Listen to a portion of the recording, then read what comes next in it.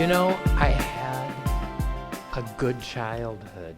God bless these ladies who went through so much as a kid. I wasn't abused. I was never neglected. I was never molested. My parents are still married. God bless them. I love them so dearly. Over 50 years. But at the age of 8, I was exposed to pornography, and it changed my life.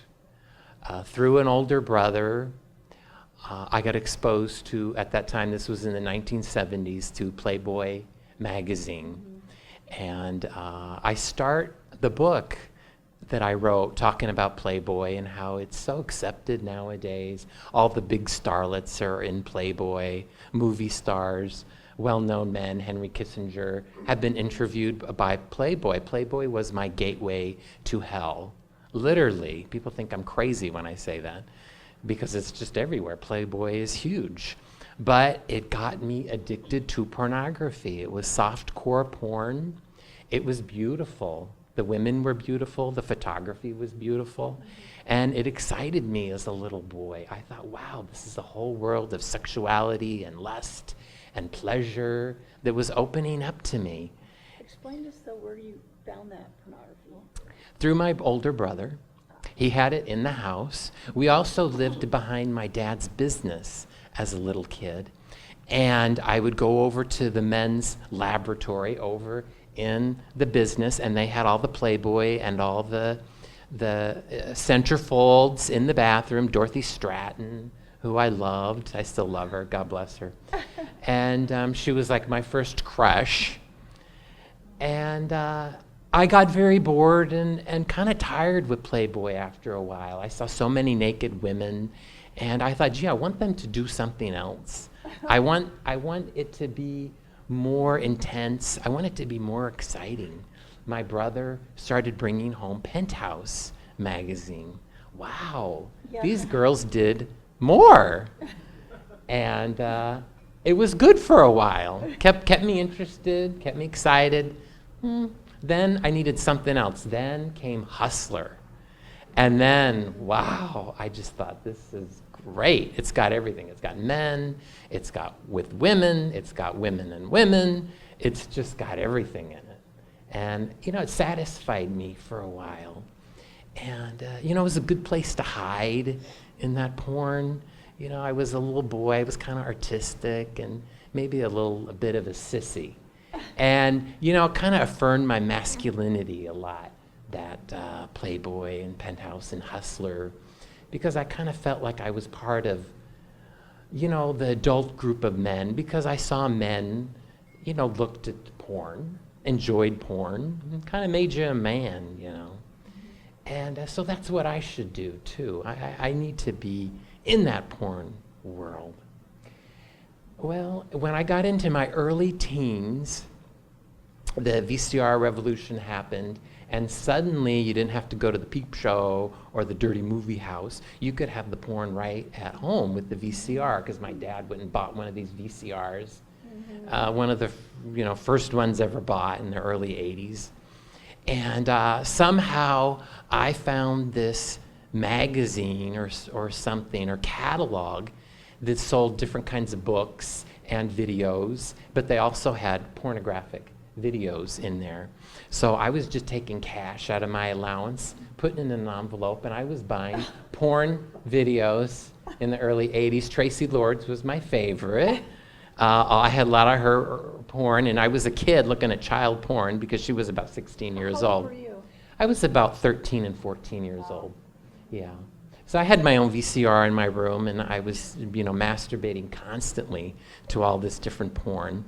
And, Tracy did a lot of just girl-guy stuff, and, that was okay for me for a while. But then I did get tired of her, and I started getting into the more extreme stuff, gangbangs and lesbianism, and I was so confused at that point because porn is so liberalizing because there's so many different couplings.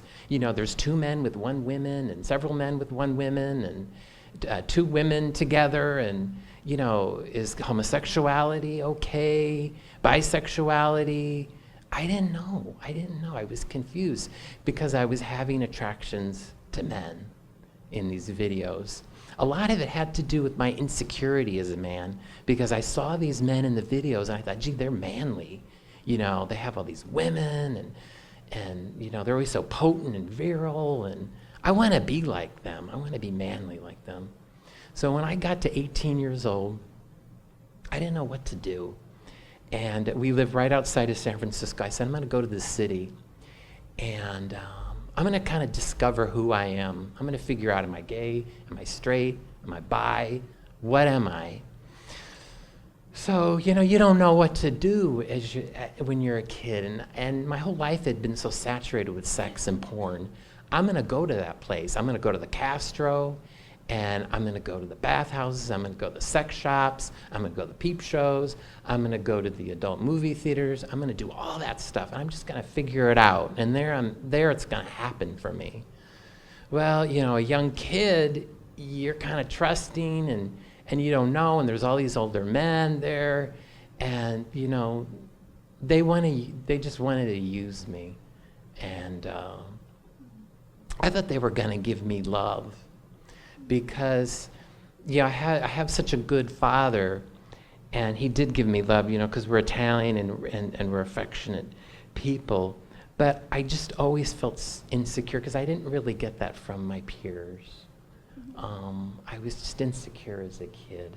And when you fall into that gay world where there's so many guys and there's so much camaraderie, and you feel instantly like you belong. But you gotta have sex, and you gotta have sex a lot, and you gotta have sex with a lot of people. And I got used up. I was with a lot of older men that took care of me, and you know, provided for me as long as I was with them. But then they started giving me to their friends and other men, and you know, I didn't need the money. I didn't need the money. I just wanted love, you know. And I didn't know. I wasn't finding it. I wasn't finding it in that life, and I wasn't finding it from other men. So the opportunity came up to do some porn, and you know, it was kind of a dream because I thought, gee, that whole world that I admired, all those people that I liked and looked up to, gee, I'm going to be one of them, and I'm going to be in that world. And it started out really slow and gentle, doing solos and then doing it with guys I knew.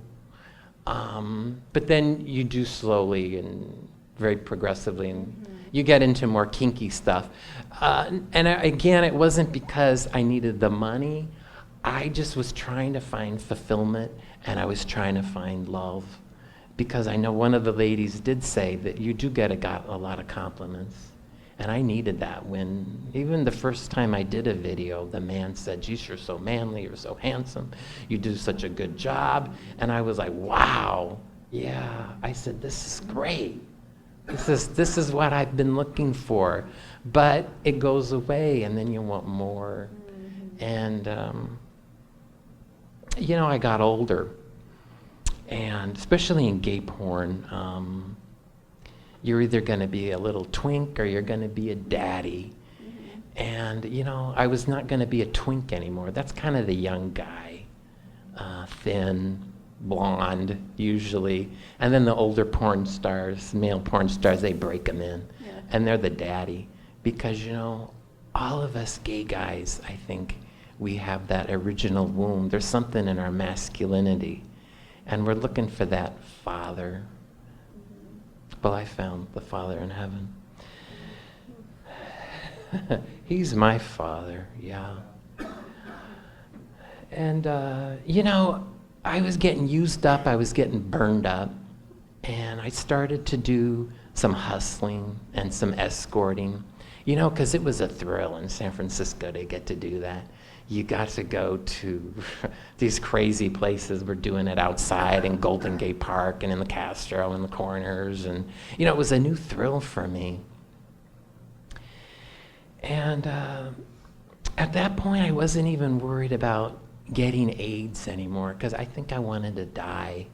Because I was in that life, I'd been in it for 10 years. I'd slept with so many men, I would say at least 1,000. And I did get chlamydia, I did get gonorrhea, and I had to have a series of surgeries. I know backdoor sex is hot in porn. I look at sometimes when I'm doing my research and I'm doing my blog, I look at what are the top 10, and they're always anal. Every single time. I know. And the majority of them, man, anal sex doesn't work. I did a series of videos on them on YouTube, and people just thought I was completely bananas. But it's so physically damaging to the body. I still have to deal with the physical ramifications. I actually was hospitalized because of that. And I know the proctologists in San Francisco have a huge business with gay men in San Francisco because it just doesn't, it's not working. And I love those guys so much, but they're like me, they're searching for love, and they're searching for acceptance, and they're searching for peace. And in those few moments of ecstasy, you do find those things, but it's very fleeting. So when I got into escorting and hustling, I didn't care. I had some friends that had committed suicide by then that were in porn, and I had some friends that had died of HIV and AIDS. And I kind of thought that I just want to join them because I didn't care. Like I said, I'd been looking for so many years from so many men. I kept looking for that ultimate guy, or that ultimate scene, or that ultimate movie where everything was gonna click into place. And I thought I'd be healed, and it never happened. I did get picked up by a guy, and he put a knife to my throat. And I asked him to murder me, and he wouldn't do it. But it wasn't enough for me. My last final scene was in a leather club. And, it involved everything that's sick in that whole world. And I ended up in a hospital because after years of ecstasy, that was my favorite. I loved ecstasy. And we use a lot of poppers in gay porn. And I had a heart condition. I didn't know it. I had atrial fib. Because I would literally go months when I was in porn, I wouldn't sleep. I would just go like crazy. I was like manic. You talk about that a little bit, where you just were going all the time. You're like a vampire, And my body was burned out. And I ended up in the emergency room. My mother, God bless her, showed up. And I was vomiting and sick, vomiting up blood. Blood was coming out of every orifice. And my mother prayed for me, and I cursed her, and I hated her, and I hated God, and I hated Jesus, and I cursed them all at that last moment. And I just thought she was the stupidest person on earth to be sitting there praying for me. And the devil came for me. And he was there in the hospital room. And he took hold of me. And a lot of times when I did porn, I had a chain around my neck and a collar. And he had it back around my neck, and he was pulling on it, and he was dragging me to hell, literally. And hell opened up, and I saw it, and I went, "Dear Lord Jesus, I don't want to go there. This isn't right." And I hadn't thought of God, and I hadn't thought of Jesus in so many years. But for some bizarre reason, like she said, I had a little seed in me from my childhood. And it was like that. And the devil and all the demons were gone. And I was thrown back in my body. But it was a body that I really hadn't been in for so long, because I had been demonically possessed by Satan. And I was like, wow, where am I? Who am I? What's going on? It's like, especially the last 10 years, I didn't know what I had done. I was like being reborn. And God he just took me on the road, and I never did porn after that, and I just got out of that life, and it was over. And I ran for a few years. I hid out. I was so scared. I wanted to get out of San Francisco. I wanted to get out of California. But I realized I had to come back because God had saved me. And I had to help others, because since I've been speaking out to gay men, so many of them come to me and say, Joe, I'm not happy in this life and I don't know how to get out. And I just tell them, you don't have to be in that world anymore. You can get out. You don't have to be there.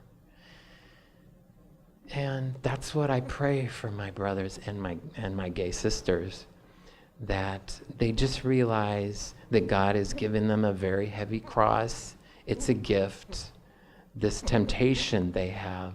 But it's an invitation by Jesus to stand very close to him as he is nailed on the cross and dies, like the harlot Mary Magdalene, like the virginal St. John, his mother Mary, that we can stand there with him and suffer with him, because the world needs our suffering, our redemptive suffering, to renew all of our gay brothers and sisters who are so lost and still walking those streets.